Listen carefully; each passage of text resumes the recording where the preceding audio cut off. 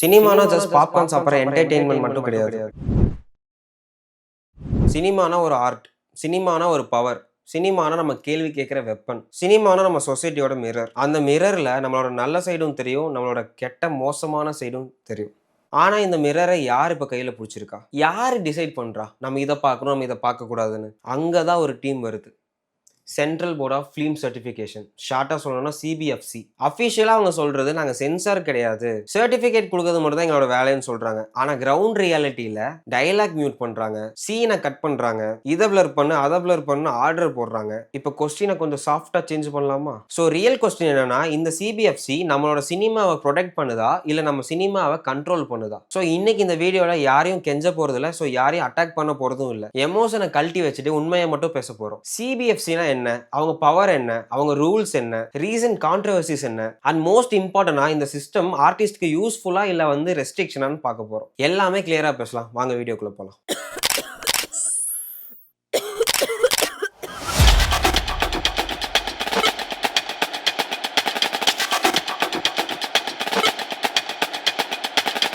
Hi, என் பேர் கௌரி ஸ்ரீனிவாசன்.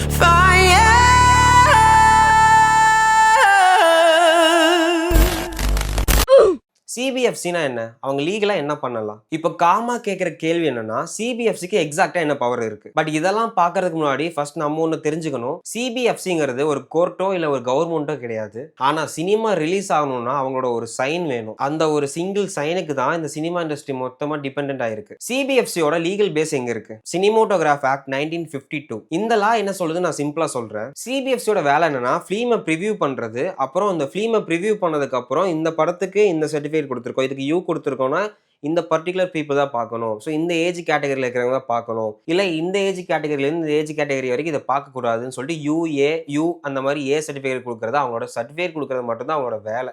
அவ்வளோதான். லால கிளியரா சொல்றாங்க, film should be certified not censored. ஆனா இப்போ வழக்கமா என்ன நடக்குது? சர்டிஃபிகேட் கொடுக்க வேண்டிய ப்ராசஸ்ல இந்த சீனை கட் பண்ணுங்க, அந்த சீனை கட் பண்ணுங்கன்னு சஜஸ்ட் பண்றாங்க, டைலாக்கை சேஞ்ச் பண்ணுங்கன்னு சொல்றாங்க. பட் லீகலா அவங்க ஃபோர்ஸ் பண்ணக்கூடாது. ஆனா இங்க தான் இந்த கேமே ஸ்டார்ட் ஆகுது. சஜஷன் தான் பேரு, ஆனா ரியாலிட்டி சிபிஎஃப்சி ஒரு வார்த்தை யூஸ் பண்ணுவாங்க, சஜஷன். பேப்பர்ல சஜஷன், ஆனா ரியாலிட்டியில இதை ரிமூவ் பண்ணாதான் சர்டிஃபிகேட் கிடைக்கும், இந்த சீனார் இந்த டயலாக் வச்சிருந்தா ப்ராப்ளம் வரும், ரிலீஸ் டிலே ஆகும். இப்போ சொல்லுங்க கைஸ், இது சஜஷனா இல்ல ப்ரெஷரான்னு? ப்ரொடியூசர் சைட்ல இருந்து பார்த்தா ரிலீஸ் டேட் ஃபிக்ஸ் பண்ணியாச்சு, தியேட்டர்ல புக்கிங் முடிஞ்சிருச்சு, முக்கியமா மணி இன்வெஸ்ட் பண்ணியாச்சு, அண்ட் கடைசியா பப்ளிக்கோட எக்ஸ்பெக்டேஷன் ரொம்ப ஹையா இருக்கு. இப்போ சிபிஎஃப்சி சொன்ன ஒரு சஜஷன்னால பல கோடி risk. So majority film makers என்ன பண்ணுவாங்க? ஓகே சார், அந்த சீனை கட் பண்ணிடலாம் அப்படின்னு சொல்லுவாங்க. ஏன்னா அவங்களுக்கு வேற வழி இல்லை. அந்த மூமெண்ட்ல நம்மளோட ஆர்ட் தோக்கடிச்சு அந்த சிஸ்டம் ஜெயிக்குது. அப்பீல் பண்றதுக்கு ஒரு ஆப்ஷன் இருந்துச்சு, ஆனா இப்ப இல்ல. முன்னாடிலாம் சிபிஎஃப்சியோட டிசிஷன் பிடிக்கலன்னா ஒரு சேஃப்டி வால்வ் இருந்துச்சு. அது என்னன்னா எஃப்சிஏடி, ஃபிலிம் சர்டிஃபிகேஷன் அப்பீலியேட் ட்ரைபுனல். அங்க போனா ரீசனபிள் காஸ்ட்ல ஃபாஸ்ட் டிசிஷன்ல சினிமா புரிஞ்ச மெம்பர்ஸ் இருப்பாங்க, அவங்க ஈஸியா அந்த ப்ராப்ளமை சால்வ் பண்ணுவாங்க. ஸோ ரிலீஸும் ஈஸியா நடந்துரும். ஆனா 2021 ட்ரைபுனல் ரீஃபார்ம்ஸ்னு சொல்லி எஃப்சிஏடியை க்ளோஸ் பண்ணிட்டாங்க. ஸோ இப்போ என்ன ஆப்ஷன்? ஹை கோர்ட் இல்லைன்னா சுப்ரீம் கோர்ட். பெரிய பெரிய ப்ரொடியூசருக்குலாம் இதெல்லாம் ஓகே, கோர்ட்டுக்கு போய் அலைஞ்சு கேஸ் வாங்கி அதுக்கப்புறம் இந்த படத்தை ரிலீஸ் பண்றது. பட் புதுசா ஒரு படத்தை எடுக்கணும் அப்படின்னு சொல்லிட்டு வர ப்ரொடியூசர்களோட நிலைமை என்ன? அந்த ஃபிலிம் மேக்கர்ஸ் இதெல்லாம் சமாளிப்பாங்களா? அவங்களுக்கு கோர்ட்டு கேஸ் நிறைய டைம் இருக்கா? செலவு பண்ண அவ்வளவு மணி இருக்கா? கடைசி வரைக்கும் ஃபைட் பண்ண ஸ்ட்ரென்த் இருக்கா? அப்படியே இருந்தாலும் சில பேர் அதை புடுங்கிடுவாங்க, அது வேற விஷயம், அதை பத்தி தனியா பேசுவோம். ஸோ ரியாலிட்டி என்ன? ஸோ சிபிஎஃப்சி சொல்றதா இங்க ஃபைனல் டெசிஷன் ஆயிருச்சு. இது மாதிரி ரைட்ஸ் எல்லாம் லாவில் இல்ல, எந்த சட்டத்திலயும் இந்த மாதிரி ரைட்ஸ் கொடுக்கல. ஆனா சிஸ்டம்ல ரொம்ப டேஞ்சரஸ் சிச்சுவேஷன் ப்ரோ இது. Certification types versus cuts. So சர்டிஃபிகேட்ல என்னென்ன கட்ஸ் இருக்கு, என்னென்ன டைப் இருக்குன்னு பார்க்கலாம். சிபிஎஃப்சி கொடுக்குற சர்டிஃபிகேட்ஸ் தியரி எல்லாம் கொஞ்சம் சிம்பிள் தான். யூ சர்டிஃபிகேட்னா எல்லாரும் பார்க்கலாம், யூஏனா பேரண்ட்ஸ் கைடன்ஸோட பார்க்கலாம், ஏ சர்டிஃபிகேட்னா அடல்ட்ஸ் மட்டும் தான் பார்க்க முடியும். ஸோ இதுல நமக்கு தெரியாத இல்ல சில பேருக்கு தெரிஞ்ச கேட்டகரி இருக்கு, எஸ்ன்னு சொல்லிட்டு. ஸோ அது வந்து ஸ்பெஷல் பர்சன்ஸ் மட்டும் தான் பார்க்க முடியும், லைக் ஸ்பெஷல் ஆடியன்ஸ். ரீசெண்ட் இயர்ஸ்ல யூஏக்குள்ளேயே சில சேஞ்சஸ் எல்லாம் வந்துச்சு. அதுல 7+, 13+, 16+ன்னு 3 கேட்டகரியா பிரிச்சுட்டாங்க. ஹானஸ்டா சொல்லணும்னா அது நல்ல ஐடியா தான். ஏன்னா 7 வயசு குழந்தையும் 16 வயசு டீனேஜரும் சேம் மெச்சூரிட்டி கிடையாது. ஆனா இங்க தான் ரியாலிட்டியில ஒரு ட்விஸ்ட். சர்டிஃபிகேட் கொடுக்க வேண்டிய சிபிஎஃப்சி சில நேரங்கள்ல சர்டிஃபிகேட் கொடுக்காம இதை கட் பண்ணு அதை கட் பண்ணுன்னு சொல்லுது. யூ சர்டிஃபிகேட் கொடுக்க வேண்டிய படத்துல இந்த சீனை ரிமூவ் பண்ணுங்கன்னு சொல்றாங்க, ஏ சர்டிஃபிகேட் கொடுக்க வேண்டிய படத்துல இந்த டயலாக மியூட் பண்ணுங்கன்னு சொல்றாங்க. இப்போ ஒரு கேள்வி, அவங்க நம்மள மாதிரி ஆடியன்ஸ்க்கு சாய்ஸ் கொடுத்தா போதாதா? சர்டிஃபிகேஷன் சிஸ்டம் எடிட்டிங் சிஸ்டமும் மாறி போச்சு போல. அந்த இடத்துல தான் தியரி விசஸ் ரியாலிட்டி கேப்புங்கிறது ஸ்டார்ட் ஆகுது. இதை தெரிஞ்சுக்கிட்ட நம்ம இன்னொன்னு பத்தியும் நம்ம நல்லா தெரிஞ்சுக்கணும். ஸோ இந்த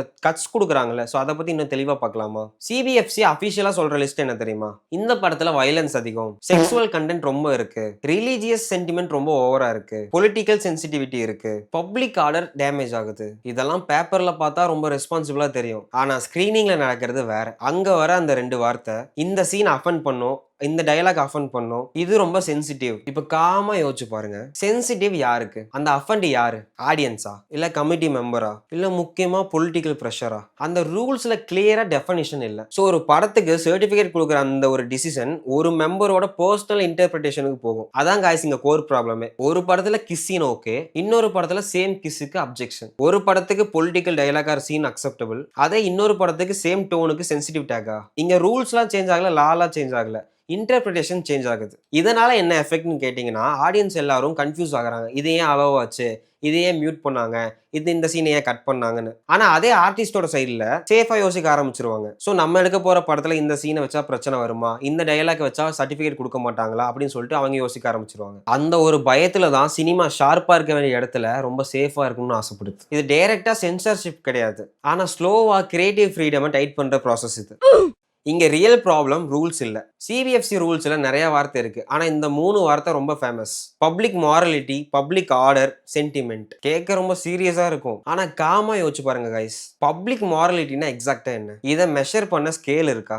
இதை டிசைட் பண்ண ஃபார்முலா இருக்கா? இல்லையே. இது வெறும் நம்பர்ஸ் கிடையாது பீப்பிளோட ஃபீலிங்ஸ் மெஷர் பண்றதுக்கு. ஓப்பனா சொல்லணும்னா இது ஒரு இன்டர்பிரிட்டேஷன். ஸோ டிசிஷன் எங்க போகுது? ஸ்கிரீனிங் கமிட்டி மெம்பர்ஸோட மைண்ட் செட். ஸோ அந்த டீம்ல இருக்க 5 பேர்ல 4 பேர் அந்த படத்துக்கு ஓகே சொன்னாலும் ஒருத்தர் அதை அப்ஜெக்ட் பண்ணி அந்த படத்தை கேஸ் போட்டு வெளியே விடாம பண்ணும்போது இங்க மெஜாரிட்டி பவர் எங்க போகுது? ஒருத்தங்க மெஜாரிட்டியா அது படம் ஓகேன்னு சொல்றாங்கன்னா அந்த ஒருத்தர் போற கேஸ்னால அந்த 4 பேர் கொடுக்குற சப்போர்ட் வீணா போயிருமா? அப்ப அந்த ஒருத்தருக்கு பவர் இருக்கா? அப்ப இங்க மெஜாரிட்டி எங்க போச்சு? இதுக்கெல்லாம் காரணம் அந்த டைம்ல இருக்க பொலிட்டிக்கல் கிளைமேட், சினிமாக்கு வெளியே இருக்க பிரஷர். இப்ப நமக்கு ஒன்று கிளியரா புரிஞ்சிருக்கும், சிபிஎஃப்சி நமக்கானது கிடையாது. ஸோ அதுக்கு ஒரு பவர் இருக்கு, அந்த சிஸ்டம்க்கு ஒரு பவர் இருக்குன்னு. ஆனா இந்த பவர் ரீசன்ட் டேஸ்ல எப்படி மிஸ்யூஸ் ஆக ஆரம்பிச்சுன்னு ரியல் எக்ஸாம்பிளோட பார்க்கணும்னா இப்ப ரீசெண்டா இருக்க கான்ட்ரவர்சிஸ்குள்ள போகணும். அங்கதான் சினிமா விசஸ் கண்ட்ரோல் ஓப்பனா தெரியும். ஸோ இது வெறும் தியரி கிடையாது, இது நமக்கு எல்லாருக்கும் தெரிஞ்ச இப்ப நடந்துட்டு இருக்கிற ஒரு பிரச்சனை. ஜனநாயகன் படத்தோட சர்டிபிகேஷன் டிலே பத்தி பேசலாமா?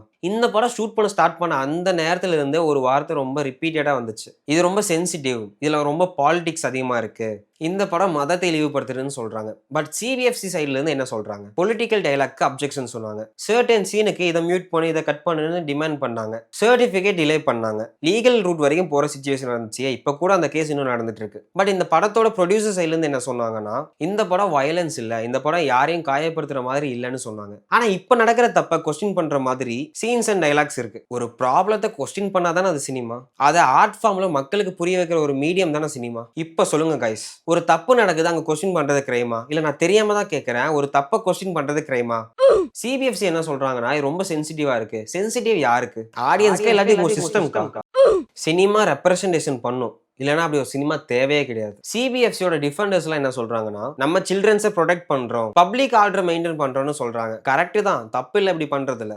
ஆனா ஆர்டிஸ்ட் கேட்கிற கேள்வி என்னன்னா, அடல்ட் ஆடியன்ஸ்க்கு யார் ப்ரொடெக்ஷன் வேணும்? இது ஏ, இது யூஏ, இது யூன்னு நீங்க சாய்ஸ் கொடுக்க வேணாமா? ஓடிடில எல்லாமே ஓப்பனா இருக்கு, யூடியூப்ல எல்லாமே ஓப்பனா இருக்கு, சோசியல் மீடியால எல்லாமே ஓப்பனா இருக்கு. ஆனா சினிமா மட்டும் இவங்க மைக்ரோஸ்கோப் கீழே வருது. சமூக சீர்கேடு ஆகுதுன்னு நீங்க கவலைப்பட்டா இந்த உலகம் ஃபுல்லா நீங்க சென்சார் பண்ணணும். சினிமாவை மட்டும் சென்சார் பண்ணா போதாது. இதுல வன்முறை இருக்கு, இதுல ஒரு மதத்தை இழிவுபடுத்துறாங்க, இதுல வந்துட்டு ரொம்ப செக்சுவல் கண்டென்ட் அதிகமா இருக்குன்னு நீங்க தடுக்கிறீங்க. பட் மற்ற பிளாட்ஃபார்ம்ல, மற்ற ஒரு சோசியல் மீடியாலோ எதுலயோ வந்து இந்த மாதிரி விஷயங்களை மக்கள் பார்த்தா உங்களுக்கு ஓகேயா?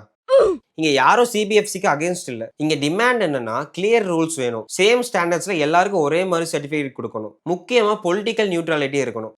ஸோ நான் கடைசியா என்ன சொல்ல வரேன்னா, சிபிஎஃப்சின்னு ஒன்று தேவை. இங்க எல்லா ஆர்டிஸ்ட்க்கும் சிபிஎஃப்சின்னு ஒன்று இருந்தால் தான் கரெக்டான ஒரு படத்தை வந்து கரெக்டாக சர்டிஃபிகேட் பண்ணி அதை வந்து ஐடென்டிஃபை பண்ண முடியும். அதே மாதிரி சில்ட்ரன்ஸ்க்கு ப்ரொடெக்ஷன் தேவை தான், அண்ட் எக்ஸ்ட்ரீம் கண்டென்ட்டுக்கும் பவுண்டரிஸ் தேவை தான். ஆனா நீங்க கொடுக்குற ப்ரொடெக்ஷன் வேற, கண்ட்ரோல் வேற. சினிமானா சேஃபா இருக்கணும்னு இல்லை, ஹானஸ்டா இருக்கணும். ஆடியன்ஸ் எல்லாருக்குமே மெச்சூரிட்டி இருக்கு. இந்த படத்தை யார் பார்க்கணும், இந்த படத்தை யார் பார்க்கக்கூடாது, இந்த படத்துல என்ன பிரச்சனை இருக்குன்னு எல்லாருக்கும் தெரியும். ஸோ சாய்ஸ் கொடுங்க, இது யூ, இது ஏ, இது யூஏன்னு சாய்ஸ் கொடுத்தீங்கன்னா நாங்க அதை பார்த்துப்போம். ஸோ என்னோட ஐடியா என்னன்னா, ஃபர்ஸ்ட் சர்டிஃபிகேட் கொடுங்க, இந்த படம் இதை பத்தினது இன்ஃபர்மேஷன் கொடுங்க, இதுல ரொம்ப வயலன்ஸ் இருக்கு, இதுல ரொம்ப செக்ஸுவல் கண்டென்ட் இருக்குன்னு வார்னிங் கொடுங்க. ஆனா இதை கட் பண்ணி இதை மியூட் பண்ணுன்னு ஃபோர்ஸ் பண்ணாதுங்க.